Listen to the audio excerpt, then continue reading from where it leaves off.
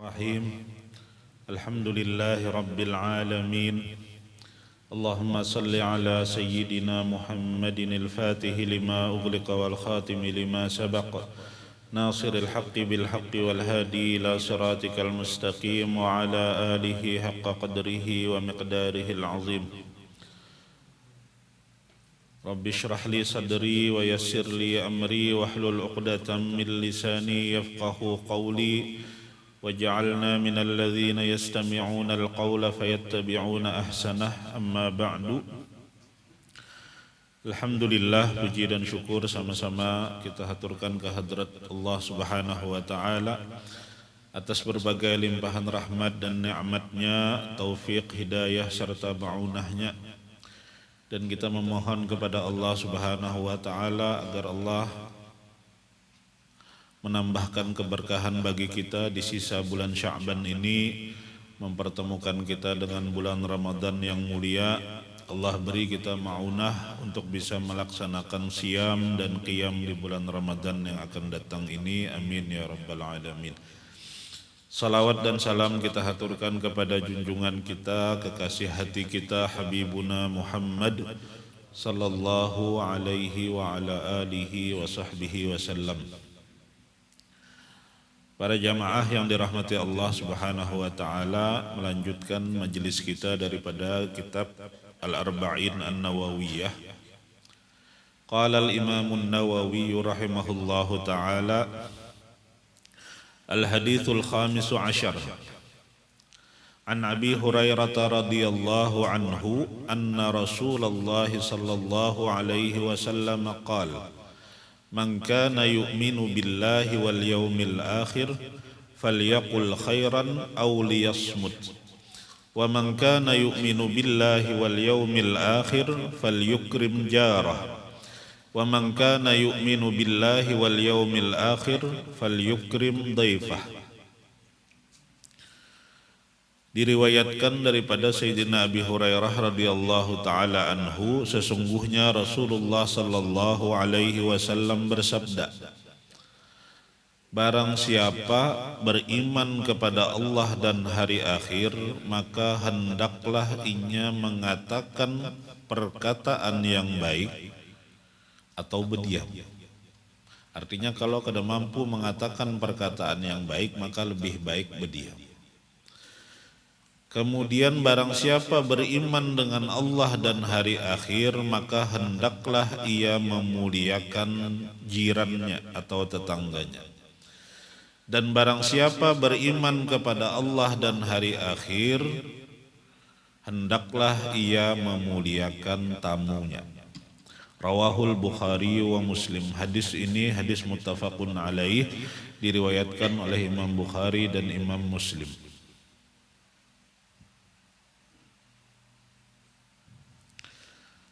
Para jamaah yang dirahmati Allah Subhanahu wa taala, dalam banyak ayat Al-Qur'an termasuk dalam beberapa hadis nabawi, seringkali keimanan kepada Allah Subhanahu wa taala itu dikaitkan dengan salah satu rukun iman juga, yaitu keimanan kepada hari akhir.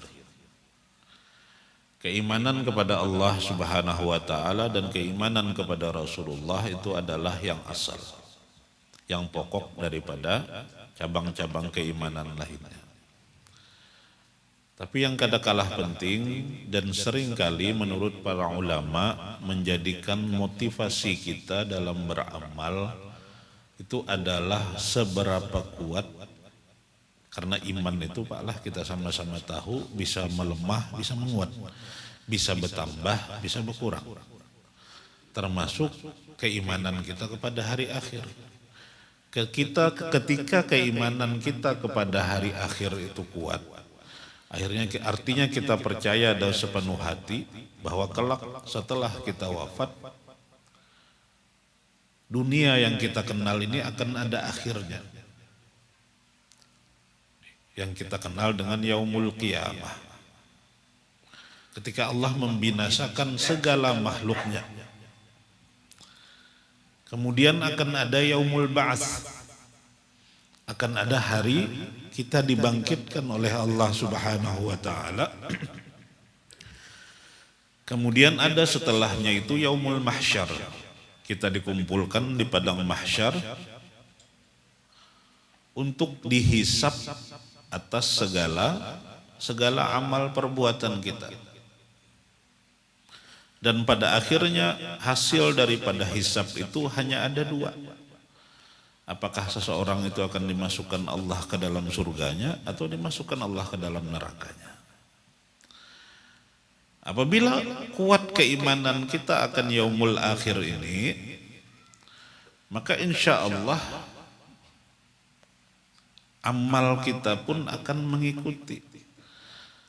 Artinya ketika keimanan kita kepada yaumul akhir kuat, hendak bermaksiat tuh kira-kira pasti akan berpikir benar. Karena sadar bahwa amal kita, kemaksiatan kita ini akan dimintai pertanggungjawabannya oleh Allah. Kayak itu juga ketaatan kita akan lebih meningkat. Karena insya Allah kita menyadari ketaatan ini akan membawa kemaslahatan bagi kita di yaumil akhir. Makanya dalam beberapa ayat Al-Quran seringkali termasuk dalam hadis ini, Allah menyandingkan keimanan kepada Allah dengan keimanan kepada hari akhir. Yang pertama, barang siapa yang beriman kepada Allah dan hari akhir, hendaklah ia mengatakan yang baik awil yasmut. Pensyarah hadis ini di kitab Al-Wafi ini yang pertama menjelaskan tentang al-insan wa alaqatuhu bil mujtaba, bahwa manusia secara fitrah adalah makhluk sosial yang senantiasa saling membutuhkan kepada sesama manusia. Kita dari lahir aja sudah bahajat lawan manusia lainnya. Sekurang-kurangnya kita bahajat kepada bidan ketika itu. Karena di akhir hayat kita tetap bahajat lawan manusia. Ada manusia karena nang bertugas mengafankan kita, memandikan kita, menguburkan kita, bahkan mentalkinkan kita. Dan syariat Islam datang untuk mengatur hubungan manusia bukan hanya dengan Allah, tapi mengatur hubungan manusia dengan sesama manusia. Artinya syariat Islam menghendaki kita menjalani kehidupan di alam dunia ini secara nyaman. Kita menjalani kehidupan di alam dunia ini secara aman. Dan itu hanya bisa terlaksana atau tercipta, terwujud ketika hubungan kita dengan sesama manusia itu baik.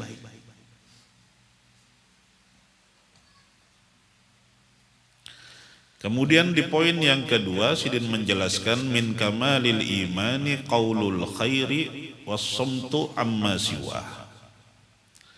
Di antara kesempurnaan iman itu adalah mengatakan perkataan yang baik dan berdiam.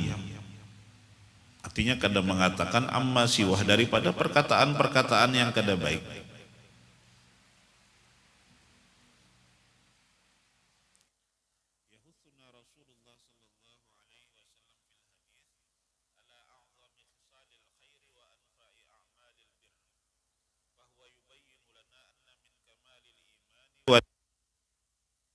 ay yatakallamal muslimu fi syu'uni allati ta'udu alaihi bin naf'i fi dunyahu wa au akhiratihi. Bahwa di antara bentuk kebaikan yang paling besar dan yang paling amal baik yang paling mendatangkan manfaat itu adalah bahwa seorang muslim hanya berkata-kata dalam pembahasan-pembahasan yang mendatangkan manfaat baginya, baik itu di dunianya ataupun di akhiratnya. Wa ayyaltazima janibas sumti fi kulli ma min sya'nihi ay yusabbibal adza au yajlibal fasad. Dan hendaklah ia menghindari atau hendaklah ia mulazamah, melazimakan berdiam pada perkara-perkara yang bisa jadi mendatangkan rasa sakit bagi orang atau menimbulkan kerusakan. Ini sebenarnya bapak-bapak ibu-ibu masih berkaitan dengan hadis yang ke-12 yang pernah kita pelajari sama-sama. Min husni islamil mar'i tarkuhu ma la ya'ni. Di antara tanda kebagusnya keislaman seseorang adalah meninggalkan apa-apa nang kada berfaedah bagi dirinya. Tapi itu kan umum lah, baik itu perkataan atau perbuatan ataupun sikap dan sebagainya. Nah, kalau di potongan hadis ini spesifik yang dibahas itu adalah yang berkaitan dengan perkataan. Artinya Rasulullah Sallallahu Alaihi Wasallam menganjurkan, memerintahkan kita apabila berkata-kata maka berkata-katalah nang baik-baik aja. Kalau kada kawa maka berdiam. Jangan sampai keluar dari lisan kita itu perkataan-perkataan nang kada baik, perkataan-perkataan nang kotor, nang bisa menyakiti hati orang, nang bahkan bisa menimbulkan kerusakan di masyarakat. Rawa Ahmadu fi musnadihi, Imam Ahmad meriwayatkan di dalam musnadnya daripada Sayyidina Anas radhiyallahu taala anhu, daripada baginda Rasulullah sallallahu alaihi wasallam, Sidin bersabda, la yastaqimu imanu abdin hatta yastaqima qalbuh wa la yastaqimu qalbuhu hatta yastaqima lisanuh. Tidak akan lurus keimanan seorang hamba sampai lurus hatinya, dan tidak akan lurus hati seorang hamba sampai lurus lisannya. Artinya kita bisa melihat kondisi hati seseorang itu dari penampakan-penampakan zahir. Ketika mulutnya seringkali mengeluarkan kata-kata nang kada baik, berarti ada penyakit tuh di dalam hati. Mulut ini ibarat corong teko. Artinya mulut hanya teko itu kan hanya mengeluarkan apa nang ada di dalamnya. Corong teko itu kan hanya mengeluarkan apa nang ada di dalamnya. Bila teh pasti keluar teh. Bila banyu putih pasti keluar banyu putih. Nah, kalau lisan sering mengeluarkan kata-kata nang kada baik, maka itulah yang ada di dalam hatinya.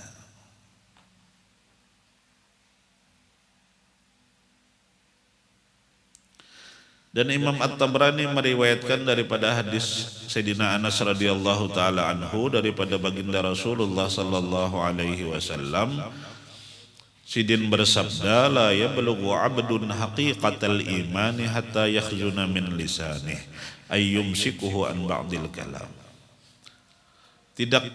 Seorang hamba tidak akan mencapai hakikat keimanan sampai ia bisa menyimpan atau menguasai daripada lisannya. Artinya diatur bahwa yang keluar dari lisan itu memang hanya perkataan-perkataan yang baik, perkataan-perkataan yang mendatangkan manfaat.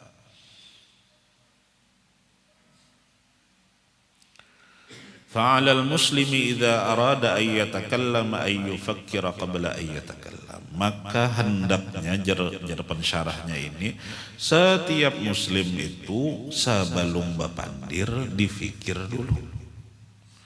Sebelum mengucapkan apa jua pun dipikir dulu. Apabila memang perkataan itu diyakini baik, maka silahkan diucapkan. Apabila jelas kada baiknya, maka berdiam.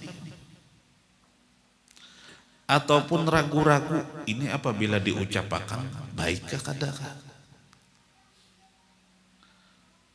maka ditahan aja juga. Li'annahu muhasabun an kulli kalimatin yalfazu biha. Maka ingat bujur-bujur bapak-bapak ibu-ibu, setiap yang kita ucapkan akan dipertanggungjawabkan. Fa imma musabun au muaqabun. Bisa jadi yang kita ucapkan itu mendatangkan pahala, bisa jadi juga mendatangkan dosa, dan bisa menyebabkan kita disiksa. Qala Allah Ta'ala, ma yalfidhu min qawlin illa ladaihi raqibun atid. Tidaklah satu lafaz pun diucapkan daripada lisan kita itu kecuali ada malaikat yang mencatatnya.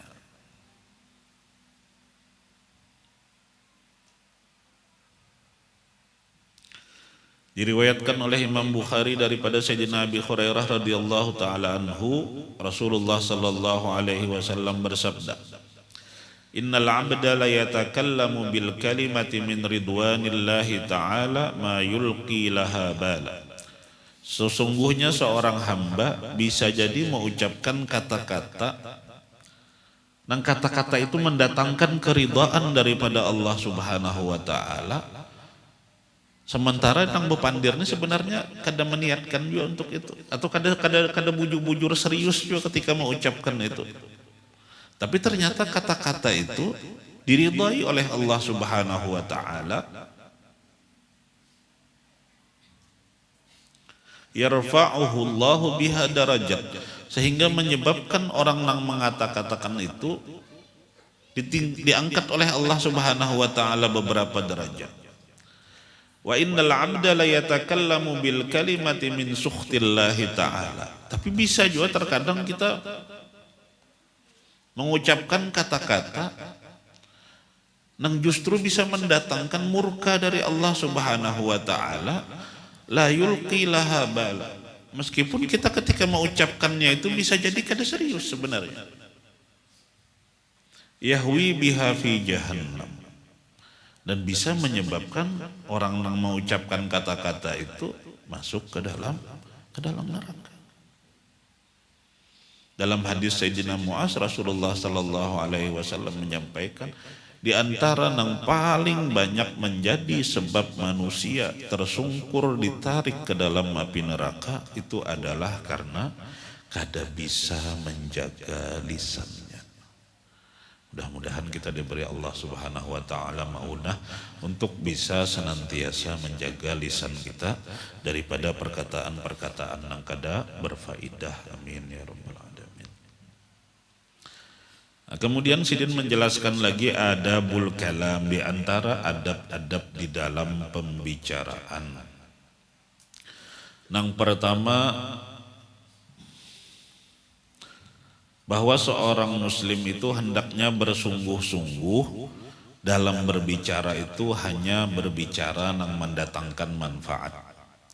Kemudian menahan dirinya anil kalamil muharram, daripada perkataan-perkataan yang mendatangkan dosa, perkataan-perkataan yang diharamkan oleh Allah Subhanahu wa taala, fi ayyi halim minal ahwal, dalam keadaan apa jua pun.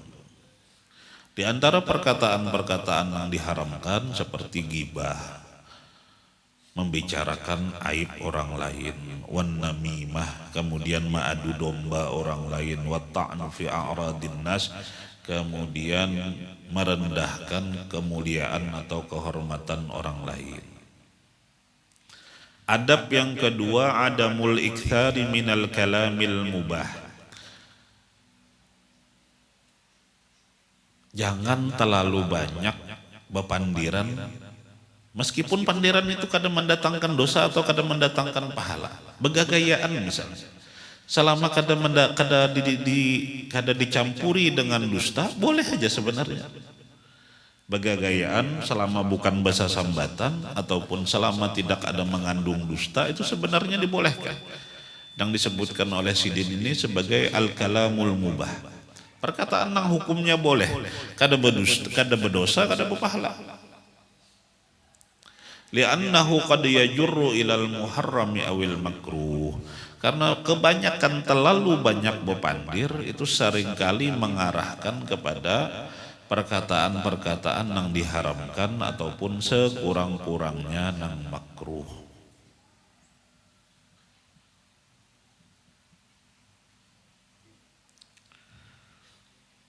Imam At-Tirmidzi meriwayatkan daripada Sayyidina Abdullah bin Umar radhiyallahu anhuma, daripada baginda Rasulullah sallallahu alaihi wasallam, Sidin bersabda, la tukthirul kalama bi ghairi dzikrillah. Jangan terlalu banyak bepandir ya Sidin selain zikir kepada Allah.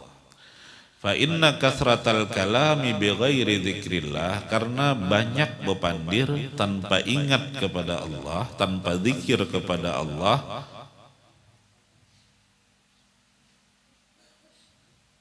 qaswatun lil qalbi, akan menyebabkan hati kita itu keras. Ketika hati keras, nasihat akan susah masuk. Hidayah dari Allah akan susah masuk ke hati kita.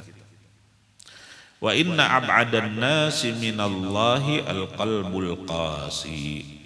Dan pada akhirnya orang yang berhati keras akan jauh daripada hidayah Allah Subhanahu wa ta'ala. Dan Sayyidina Umar berkata, barang siapa banyak pandirnya, pasti banyak tergelincirnya. Barang siapa banyak tergelincirnya, pasti banyak dosanya. Dan barang siapa banyak dosanya, maka yang paling pantas baginya adalah neraka Allah Subhanahu wa ta'ala. Wal'iyadu billah. Adab yang ketiga adalah wajib berkata atau wajib mengucapkan kalimat-kalimat ketika memang dihajatkan. Misalnya ada orang melakukan kemaksiatan di hadapan kita, sementara kita mampu untuk menasihati pada saat itu, maka jangan kita berdiam. Harus disampaikan nasihat itu. Itu juga amar ma'ruf, nahi mungkar dan sebagainya. Ini beda lagi, artinya ini wajib untuk disampaikan indal hajah ketika memang diperlukan. Para jamaah yang dirahmati Allah Subhanahu wa taala, poin yang kedua daripada hadis baginda Rasulullah sallallahu alaihi wasallam, pentingnya menjaga hubungan baik dengan jiran tetangga. Dan ini pun adalah daripada cabang keimanan. Dalam salah satu hadis Rasulullah sallallahu alaihi wasallam menyebutkan al-imanu bid'un wa sab'un. Iman itu 70 lebih bagiannya, atau di riwayat lain lebih dari 60 bagiannya. Cabang keimanan yang paling tinggi adalah kalimat la ilaha illallah. Cabang keimanan yang paling rendah itu adalah menghindarakan atau menyisihkan dari jalan sesuatu yang bisa menyakiti orang lain. Melihat paku kah di jalan, atau bahkan melihat sampah kah, atau melihat duri kan di jalan yang bisa membahayakan orang lain, kemudian pian sisihkan itu dari jalan, itu pun adalah cabang daripada keimanan. Termasuk cabang keimanan itu adalah berbuat baik lawan jiran tetangga. Nah, sebagian ulama menjelaskan yang disebut jiran itu batasnya 40 rumah dari rumah kita sesuai penjuru mata angin. Ada sebagian ulama menjelaskan seperti itu. Dan cukuplah jasidin menjadi dalil akan pentingnya berbuat baik kepada jiran ketika Allah Subhanahu wa ta'ala di dalam Al-Quran menyandingkan perintah untuk beribadah kepada Allah dan kadang menyekutukan Allah dengan apa jua pun dan berbuat baik dengan jiran. Wa'budullaha wa la tusyriku bihi syai'a. Beribadahlah kepada Allah dan jangan menyekutukan Allah dengan apa jua pun. Wabil walidaini ihsana, dan berbuat baiklah kepada kedua orang tua. Wabidil qurba, dan karib karabat. Wal yatama, dan berbuat baiklah kepada anak-anak yatim. Wal masakin, dan orang-orang miskin. Wal jari dzil qurba, dan tetangga nang beparakan rumahnya lawan kita. Wal jaril junubi, dan tetangga nang rumahnya berjauhan dengan kita. Jadi perintahnya ini langsung dari Allah untuk berbuat baik kepada jiran. Fal ihsanu ilal jari wa ikramuhu amrun matlubun syar'an. Maka berbuat baik kepada jiran dan memuliakan jiran itu adalah perkara yang diperintahkan secara syariat. Bahkan saking pentingnya, sebagaimana diriwayatkan oleh Sayyidatuna Aisyah radhiyallahu taala anhu, Rasulullah sallallahu alaihi wasallam pernah bersabda, "Mazala Jibrilu yusini bil jari hatta zanantu annahu sayuwarrithu." Jadi Rasulullah sallallahu alaihi wasallam, malaikat Jibril itu senantiasa mewasiati aku, Yazidin, dalam perkara tetangga ini, untuk berbuat baik lawan jiran tetangga ini, sampai saking rancaknya malaikat Jibril mewasiati, Aku mengira Jasidin bahwa jiran ini kelak akan bisi hak waris dari tetangganya. Saking seringnya.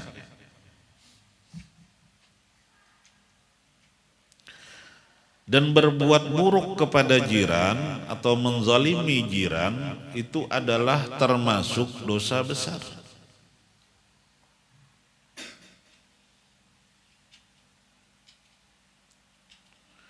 Dalam salah satu hadis Rasulullah sallallahu alaihi wasallam bersabda, "Wallahi la yu'min," Jasidin. "Wallahi la yu'minu, wallahi la yu'minu." Demi Allah Jasidin kada beriman. 3 kali Sidin bersumpah. Dalam artian kada sempurna imannya orang ini, bukan berarti beriman kada beriman kafir, kada sempurna iman orang ini Jasidin. Sampai 3 kali Sidin mengingatkan. Para sahabat bertanya, "Qila man ya Rasulullah?" Siapa nang pian maksud kada beriman ini? Qala man la ya'manu jaruhu bawa'iqahu. Seseorang nang tetangganya itu kada merasa aman daripada keburukan-keburukannya. Apabila ada seseorang berperilaku kada baik lawan jirannya, lalu jiran itu merasa khawatir lawan perilaku nang tetangganya nang kada baik tadi, maka itu dikategorikan orang nang cacat imannya.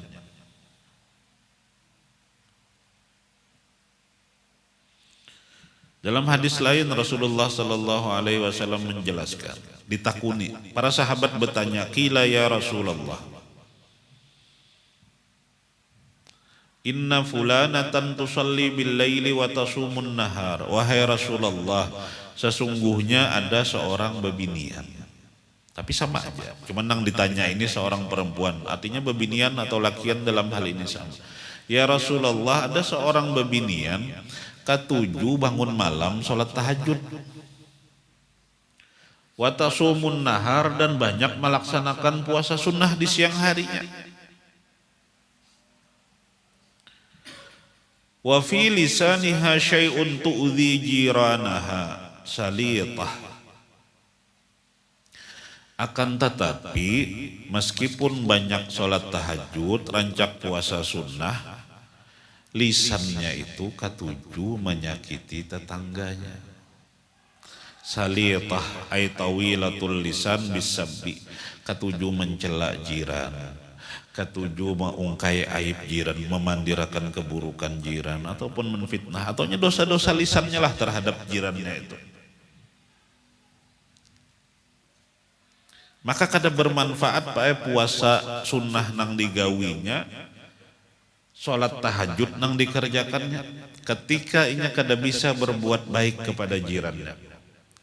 Rasulullah langsung menjelaskan, la khaira fiha, bebinian nang seperti itu ya Rasulullah kada ada kebaikan. Maka kada bernilai sholat tahajudnya, kada bernilai puasa sunnahnya ketika akhlaknya kepada jirannya buruk. Bahkan Rasulullah nang mengucapkan hiya finnar, orang nang seperti itu tempatnya di neraka. Ini saking pentingnya berbuat baik kepada jiran. Kita ingat bujur-bujur. Kemudian ditanya lagi, inna fulanah tusallil maktubata. Ada seorang bebinian pulang, wahai Rasulullah, sembahyang ini sembahyang nang wajib aja. Artinya kada tapi sembahyang sunnah. Wa tasumu Ramadan, puasa pun puasa Ramadan aja. Wa tatasaddaqu bil atwari minal uqud. Kada tapi bersedekah juga karena mungkin kada ada isian harta, hanya kawa menyedekahkan sedikit daripada susu nang sudah karing. Susu nang sudah karing. Baik air susu nang sudah karing. Tapi keistimewaannya, walaysa laha syai'un ghairuh, kada ada lagi amalnya selain itu. Tapi keistimewaannya, wala tu'dhi bilisaniha jiranaha. Tapi lisannya kada pernah menyakiti jiran tetangganya.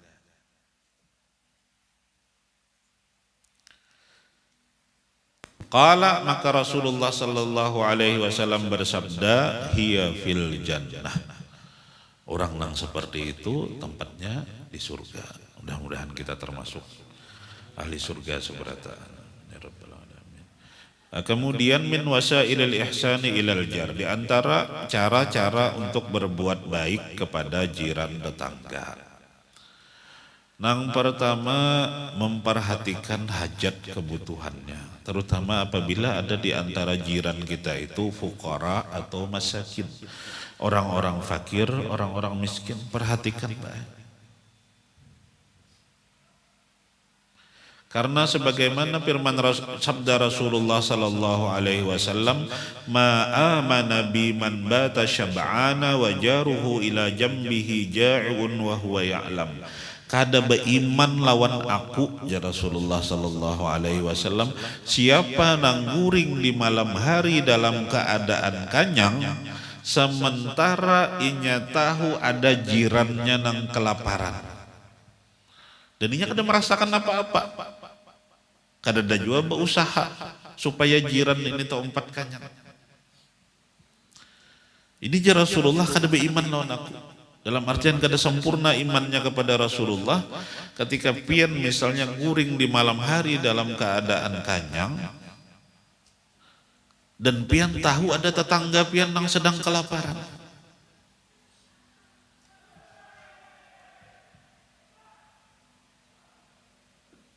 Perhatikan, wabil khusus apabila memang kita tahu di antara jiran kita itu ada yang fakir, ada yang kebutuhannya terbatas, ada yang penghasilannya terbatas sehingga kada mencukupi kebutuhannya. Perhatikan.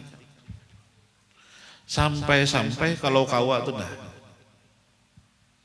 Diriwayatkan daripada Sayyidina Abu Dzar Al-Ghifari, Sidin berkata, "Ausani Khalili sallallahu alaihi wasallam." Kekasihku Sidin yakni Rasulullah sallallahu alaihi wasallam mewasiati lawan aku, "Idza tabakhta marakan fa aktsir ma'ahu." Apabila memasak daging nang berkuah, misal pian baulah sop ayam kah atau sop daging kah, meskipun dagingnya kan tetapi banyak, kuahnya barang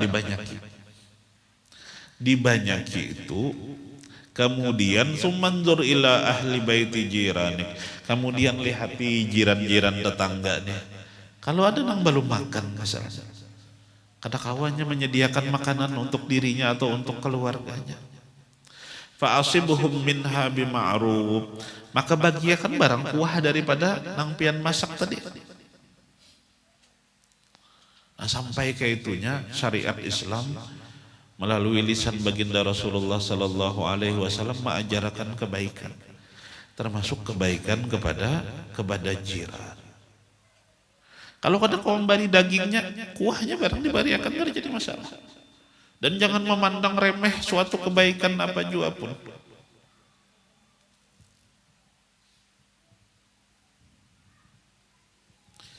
Yang kedua, berbuat baik kepada jiran adalah membantunya dan menghasilkan ataupun menjadi wasilah untuk mendatangkan manfaat baginya.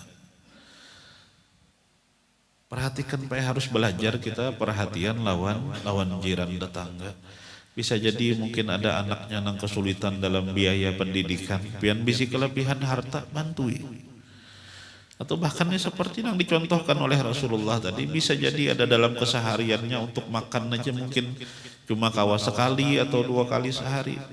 Dan pian tahu, lalu kada tergerak hati pian, berarti ada masalah di dalam keimanan kita. Apabila keimanan kita bujur, maka akan tergerak hati kita untuk membantu. Yang ketiga, memuliakan jiran adalah dengan memberi hadiah. Ada harus menunggu momen-momen tertentu. Ketika pian ada kelebihan makanan atau ada kelebihan apa, bisa pian hadiahkan kepada jiran. La tastagiranna an tahdiya laha qalilan walau kana al-mahdiyu farasanasha. Meskipun yang dihadiahkan kepada jiran itu hanyalah batis kambing misalnya, karena ini ditimbang dengan kebiasaan orang Mekah, Orang Arab kan suka makan kambing. Kaki kambing itu kalau tulangannya aja mungkin kada bernilai juga. Tapi jangan menganggap remeh suatu kebaikan apa jua pun. Masa kada purun aja memberi tetangga kuahnya warak kan bapak, bari aja. Sebagai bentuk berbuat baik kepada jiran. Para jamaah yang dirahmati Allah Subhanahu wa taala, yang ketiga daripada cabang-cabang keimanan itu adalah barang siapa yang beriman kepada Allah dan hari akhir, hendaklah inya memuliakan tamu.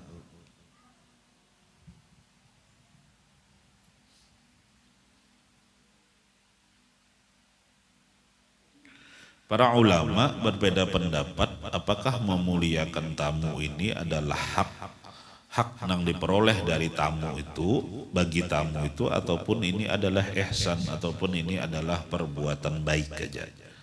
Maka dijelaskan ad-diyafatu min makarimil akhlaqi wa adabil Islam, bahwasanya memuliakan tamu itu adalah bagian daripada akhlak-akhlak yang mulia dan daripada adab-adab keislaman. Wa khuluqun nabiyyina wassalihin, dan ini adalah akhlaknya para nabi dan para orang-orang saleh. Kalau pian baca di dalam sirah nabawiyah itu jelas bagaimana Rasulullah sallallahu alaihi wasallam itu senantiasa memuliakan tamu. Makanya disebutkan kan Rasulullah itu di antara sifat sidin itu muqrid duyuf, menjamu, sidin ketujuh menjamu tamu. Sebelum daripada baginda Rasulullah sallallahu alaihi wasallam yang masyhur sebagai orang yang senantiasa memuliakan tamu itu adalah Nabiullah Ibrahim alaihi salam. Ketika sidin memasak makanan, itu kada hakun Pak sidin hanya makan dengan keluarga sidin aja. Kadang sidin berjalan beberapa kilo mencari orang dibawai untuk makan. Kalaupun tamu datang, sidin menjamunya secara istimewa. Diriwayatkan di dalam firman Allah Subhanahu wa taala, falamma ja'at rusuluna Ibrahim bil busyra qalu salama qala salamun fama labitha an ja'a bi'ijlin hanidh. Jadi Allah mengutus, dikisahkan itu Allah mengutus dua malaikat dalam rupa manusia untuk memberi kabar gembira kepada Nabiullah Ibrahim. Artinya dua orang ini kan orang asing, lain patuhan, lain jiran, lain kawan. Dua orang asing bertamu ke rumah.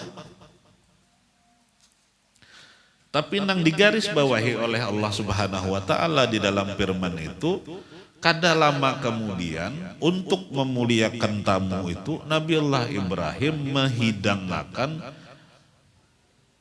daging sapi muda nang dibakar. Artinya disuguhakan dengan hidangan istimewa. Dalam satu ayat bi'ijlin hanid, di riwayat lain bi'ijlin samin. Sampai dua kali Allah menyebutkan di dalam Al-Quran untuk menunjukkan kayak apa Sayyid Nabiullah Ibrahim alaihi salam dalam memuliakan tamu. Dihidangkan hidangan yang istimewa. Mudah-mudahan kita bisa mencontohnya. Jangan sampai Pak pilih-pilih. Kalau nang datang sugih disuguhakan nang istimewa. Kalau nang datang pina susah misalnya, apalagi kita sudah curiga berdahulu, pinanya anak berhutang nih jah. Lalu aja aku wawaran keluar. Jangan seperti itu. Siapapun tamunya, keluarga kah, lain keluarga kah, sugih kah, miskin kah, bahajat kah, kada kah lawan kita, muliakan semampu kita.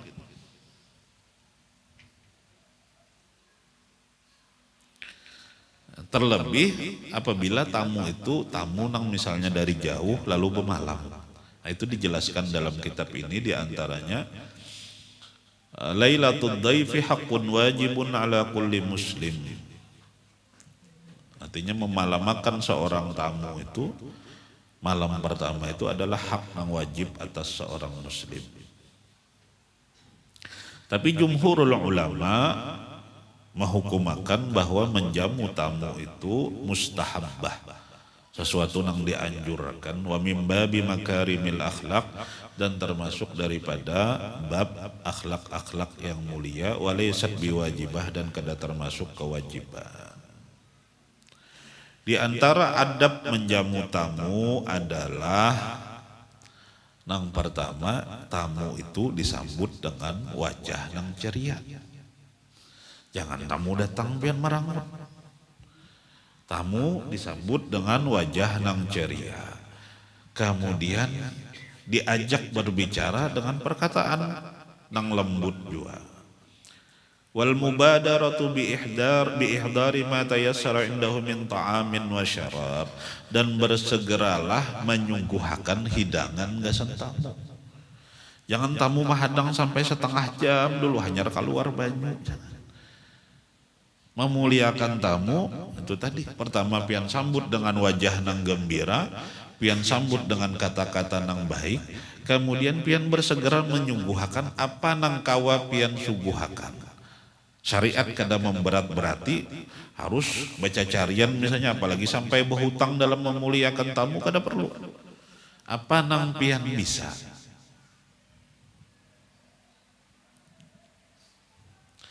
Wa yazidu amma yat'amuhu ahluhu amma yut'imuhu ahlahu wa iyalahu fil mu'tadi muddata yaumin wa lailah. Apabila tamu itu bermalam, maka hendaknya tuan rumah memberikan makanan yang istimewa. Artinya melebihi dari yang biasa diberikan kepada keluarganya.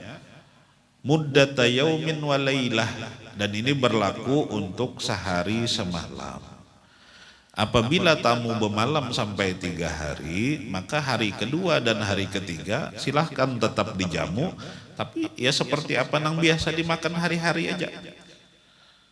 Anjurannya yang diistimewakan itu malam pertama, hari pertama dan malam pertama ketika tamu bermalam. Sebagaimana diriwayatkan Imam Muslim daripada hadis baginda Rasulullah sallallahu alaihi wasallam, ad-diyafatu thalathatu ayyam, memuliakan tamu atau bertamu itu adalah 3 hari. Wa jaizatuhu yaumun wa lailah, dan yang harus istimewa itu adalah sehari semalam pertama itu. Fama kana wara'a dzalika fahuwa sadaqatun alaih, dan setelahnya itu adalah terhitung sedekah daripada ahlul bait, daripada tuan rumah kepada tamunya.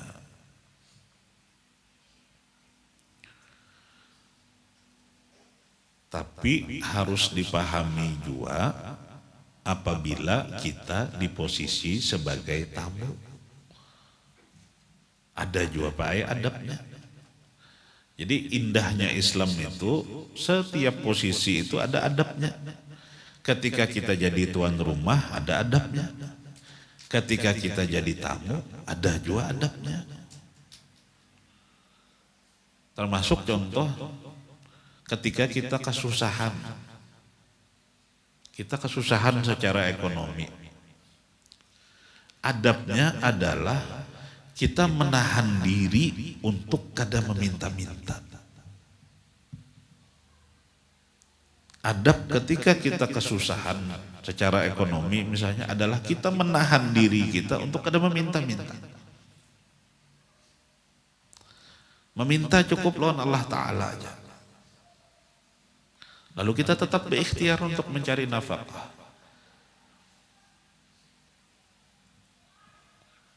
Tapi pulang ketika kita berkecukupan atau kita berhadapan dengan orang yang meminta di hadapan kita, meminta lawan kita, itu adabnya adalah jangan sampai kada memberi.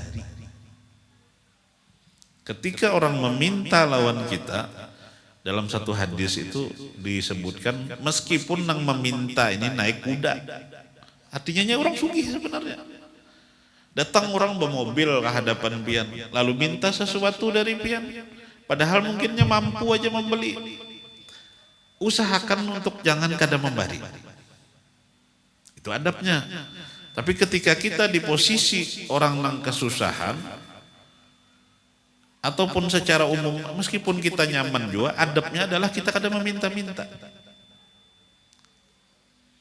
Tapi ketika ada orang minta, jangan kada dibari. Apalagi sampai pian bentak misalnya, jangan. Wa ammasaila fala tanhar. Adapun orang yang meminta, jangan dibentak. Apalagi misalnya karena pian ceramahi, kamu kada tahu kah meminta-minta itu kada baik, jangan. Pokoknya bila ada orang minta, pian kawa bari. Nah, jadi ketika menjamu tamu, ketika kita jadi tuan rumah, adabnya seperti itu tadi, pian berikan sambutan yang bagus dengan kata-kata yang baik, pian hidangkan hidangan yang istimewa sesuai kemampuan pian.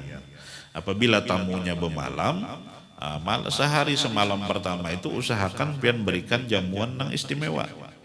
2 hari sesudahnya itu seperti apa yang pian makan di rumah. Tapi ketika kita jadi tamu, kita harus tahu diri. Harus tahu diri. Mun sampai itu misalnya orang tuh sebenarnya baik, lalu tiba-tiba merangut. Ketika kita jadi tamu sidin, artinya bisa jadi sidin keberatan dengan kehadiran kita. Jangan lalu kita menuntut minta muliakan sebagai tamu. Nah awalnya misalnya kita berniat hendak 4 malam 3 malam, harus peka juga kita melihat tuan rumahnya ada ajakah beisian makanan untuk menjamu kita. Kalau misalnya kadada sudah cukup makan aja, mungkin sehari semalam aja sudah pamitan. Kada perlu memaksa, aku bisa hak bermalam 3 malam, jangan. Kalau cukup semalam sudah hajat kita tercapai sudah. Artinya sebagai tamu harus juga tahu diri. Harus peka dengan keadaan tuan rumah. Nah itu diantara 3 daripada cabang-cabang keimanan yang disampaikan oleh baginda Rasulullah Sallallahu Alaihi Wasallam di dalam hadis ini. Yang pertama, ingat lagi, berkatalah yang baik. Kalau kada kawa maka lebih baik diam. Berfikirlah sebelum mengeluarkan apa jua pun yang akan kita sampaikan daripada lisan kita itu. Yang kedua, muliakan tetangga. Meskipun berbeda keyakinan lawan kita, ini kada ada hubungan dengan iman, tetangga siapapun, tetap kita mempunyai kewajiban untuk memuliakan jiran. Yang ketiga, muliakanlah tamu.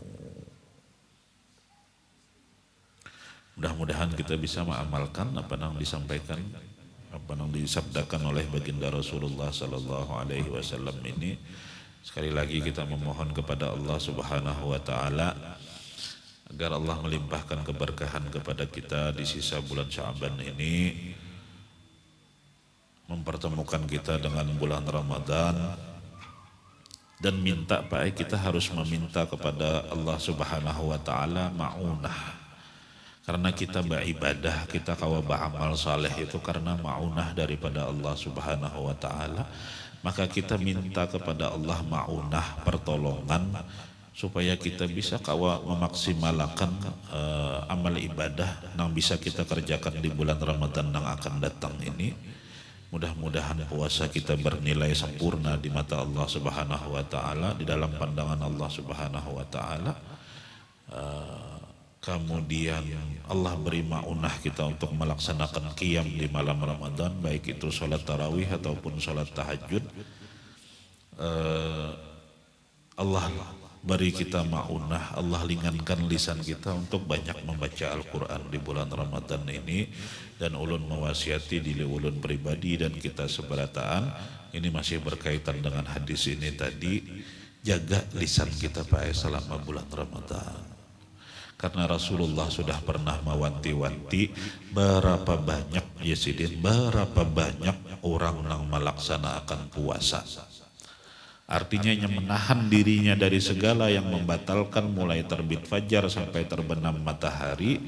Laisa lahu min siyamihi illal ju' wal 'atash. Tapi kada dapat apa-apa. Kada dapat apa-apa daripada puasanya itu melainkan hanya lapar dan dahaga.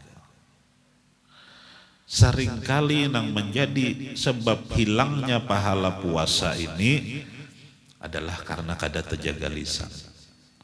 Puasa tapi tetap menggibah orang. Puasa tapi tetap menyambat-nyambati orang. Puasa parutnya tapi lisannya tetap mengadu domba orang lain. Maka wabil khusus yang paling penting di bulan Ramadan ini kita jaga bujur-bujur lisan kita.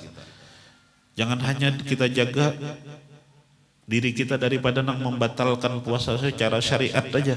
Kita jaga diri kita agar jangan sampai pahala puasa itu hilang. Kitanya berpuasa secara syariat, sah puasa kita, tapi tidak dapat apa-apa. Wal'iyadu billah subhanahu wa ta'ala. Allahumma alimna ma yanfa'una wanfa'na bima 'allamtana wa zidna ilma. Wallahu ta'ala a'la wa a'lam wa ajallu wa akram. Sallallahu wa sallama ala sayyidina Muhammadin wa ala alihi wa sahbihi ajma'in. Wa akhiru da'wana anilhamdulillahi rabbil alamin. Fadl.